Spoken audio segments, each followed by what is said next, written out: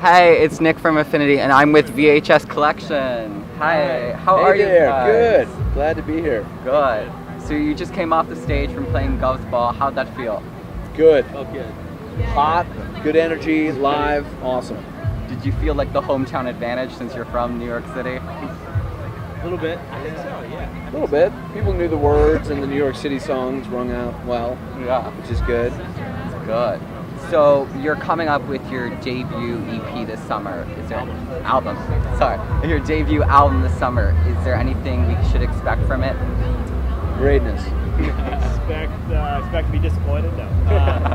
Expect a lot more of the VHS sound, which hopefully you've heard over the years, and a lot of variety types of songs, a lot of hard, heavy rock songs, but then also on the other side of the spectrum, a lot of kind of electro pop, like summery tunes and everything in between.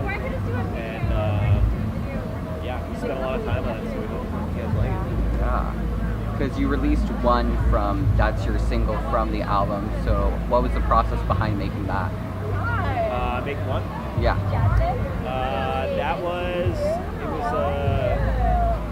So we worked with a guy named Tony Hoffer on that one. Yeah.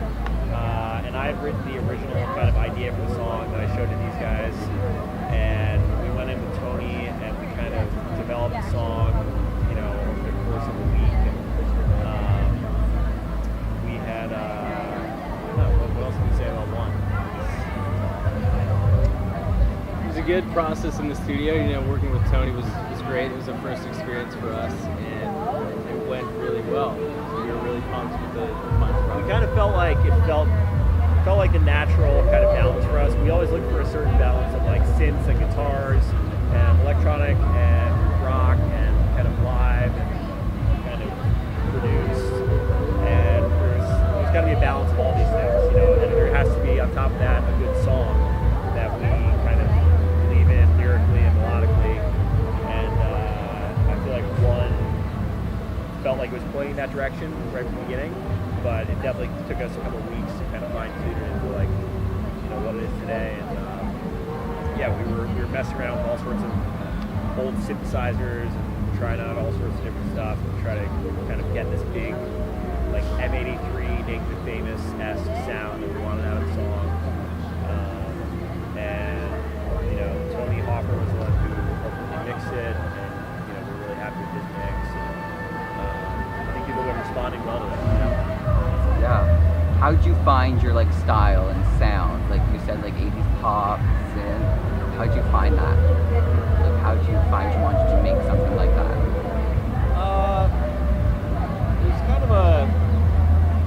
It was a mix of us. We were playing live for about a year before we started recording, and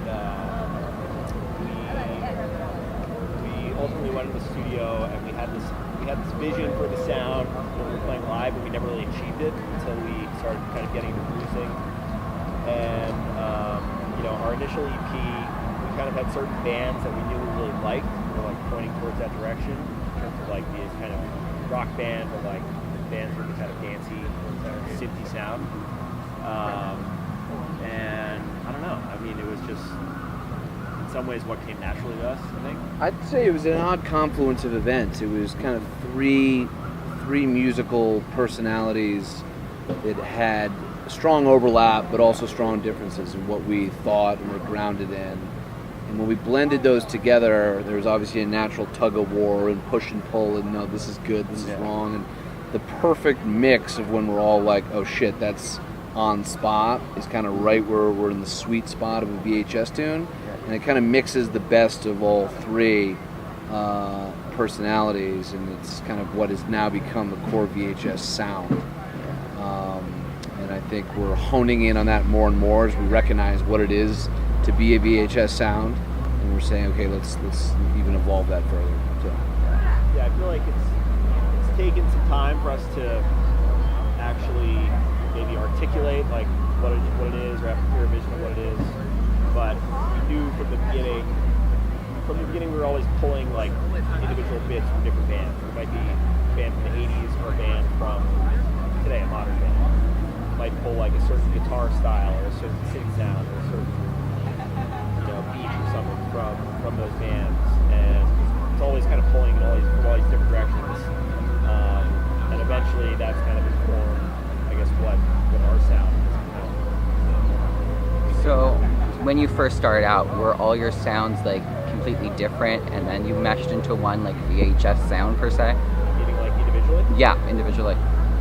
We had common. I mean, we all came from a similar musical cloth. Mm-hmm. We've also been playing music together for most of our lives, so there's at least the like commonality. We like the same music. Yeah. I mean, we were jamming tunes as kids, and Nils and I were in a band in high school, so we at least like generally liked the same music. But once we sort of lifted up the hood and kind of got into the nitty-gritty of what we really liked, we had differences in where our like natural abilities and preferences would lay, and then at that point is when we kind of mixed and matched them. But yeah, there's always been a good overlap from the beginning. But I felt like we more or less had the same rough idea of where our sound should be pointing, and some songs have started with an instrumental track that sounds like that, and then some songs have started with maybe an acoustic guitar song that doesn't have any kind of production or electronics, and had to like develop it into that sound. We were joking in the car on the way, throughout on the tour bus. You can kind of hear the style. Like Connor was DJing for a while, and I was DJing for a while.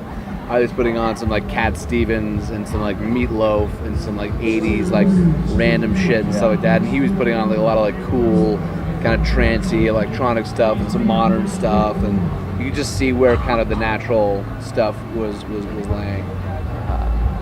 So, is your name VHS Collection inspired by your sound, or how'd that come to be? In a way, I mean, it's a mix of. It almost happened in reverse. Yeah. We kind of came up with the name as we were coming up with the sound, and then we never intended to have They were an two 80s independent sound. things, They just like happened that they describe the same, 80s vibe. But that wasn't the intent. It's like we like synthesizers and we like cool dramatic vocals and we like big choruses, and it's like those happen to be things about the 80s, but it's not just the 80s. That's just great music.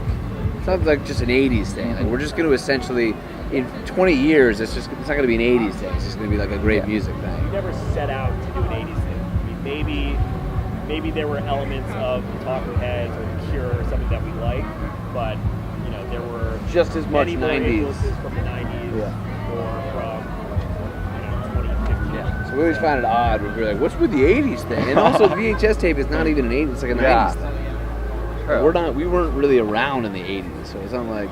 But there are, I don't know. There's definitely 80s elements, and there's certain synthesizers we use from the 80s and stuff, But also a lot of our favorite music from the 2000s has 80s influences too. M83, LCD, like you'd say there's 80s in all those, right? So what even is the 80s anymore, right? Sure. It's just like a lot of, I don't know.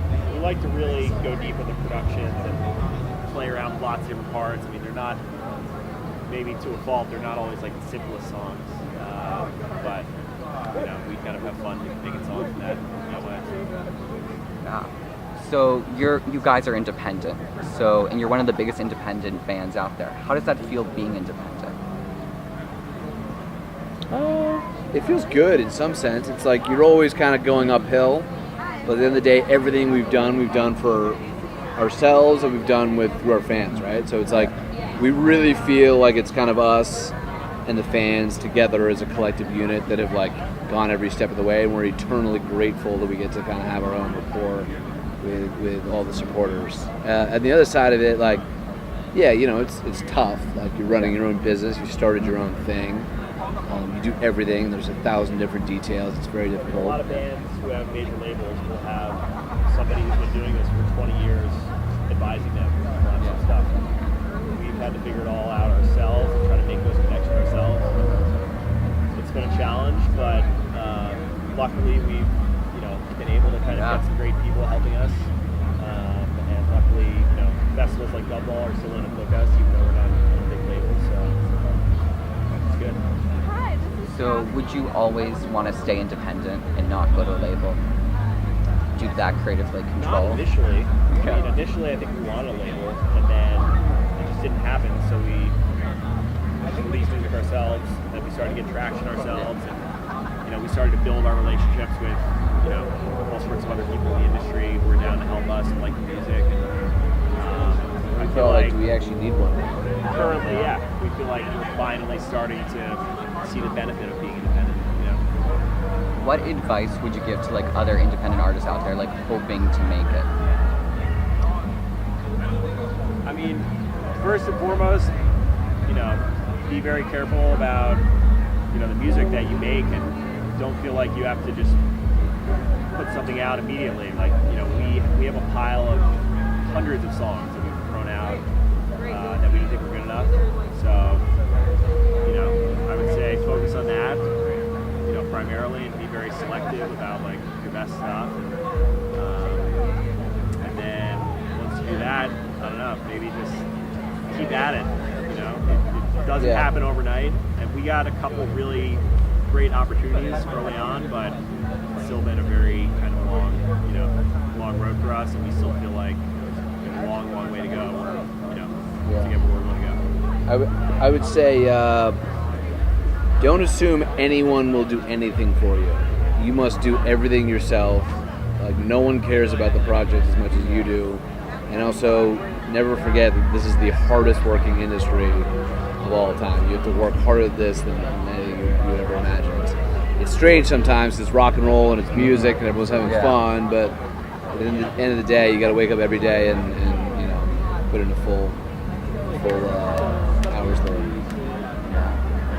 Well, thank you so much for coming on, having me to interview, guys. You can check out VHS Collection. All links will be in the description. See you soon. Bye.